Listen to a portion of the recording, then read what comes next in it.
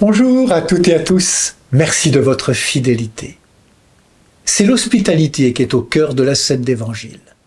Jésus, qui poursuit sa route vers Jérusalem, est accueilli dans une maison.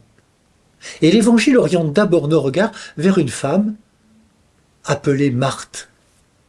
Elle l'accueille dans sa maison. Quelle est belle cette hospitalité! On se souvient d'Abraham qui reçoit 3 étranges voyageurs. Abraham était assis sous la tente à l'ombre des chênes de Mambré. 3 hommes arrivent près de sa tente. Abraham court devant les voyageurs et se prosterne devant eux. « Qu'on apporte un peu d'eau pour vous laver les pieds. Reposez-vous sous cet arbre. J'irai prendre un morceau de pain pour vous réconforter. Après quoi, vous passerez votre chemin. » On se souvient aussi des consignes données par Jésus à ses disciples. « Dans toute maison où vous entrerez, dites d'abord paix à cette maison. Restez dans cette maison, mangeant et buvant ce que l'on vous sert. » Germaine Tillon, ethnologue et ancienne résistante, disait dans une émission de télévision que le monde se divisait en 2.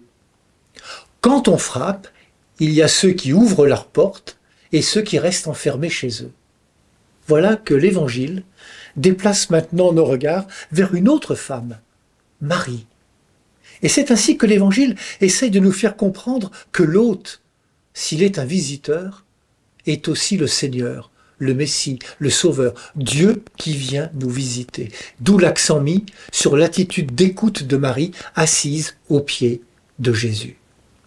Comme l'a écrit Antoine Nuis, pasteur de l'Église réformée de France, le Christ est celui qui frappe à la porte de notre maison et de notre histoire et qui attend qu'on lui ouvre.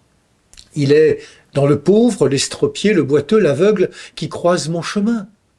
Dans nos jours, les pratiques ont changé. Il est rare que dans nos villes et nos immeubles, quelqu'un demande l'hospitalité, mais l'appel à l'ouverture, à l'accueil et à la générosité demeure. C'est lorsque les pèlerins, qui faisaient route vers Emmaüs, ont invité celui qui les avait rejoints à s'arrêter dans leur maison pour partager le repas, que ce dernier s'est laissé découvrir comme le Christ qui cheminait à nos côtés. Oui, comme un ami à notre porte, Jésus se tient toujours prêt à entrer. Bonne journée à toutes et à tous, prenez bien soin de vous et des autres.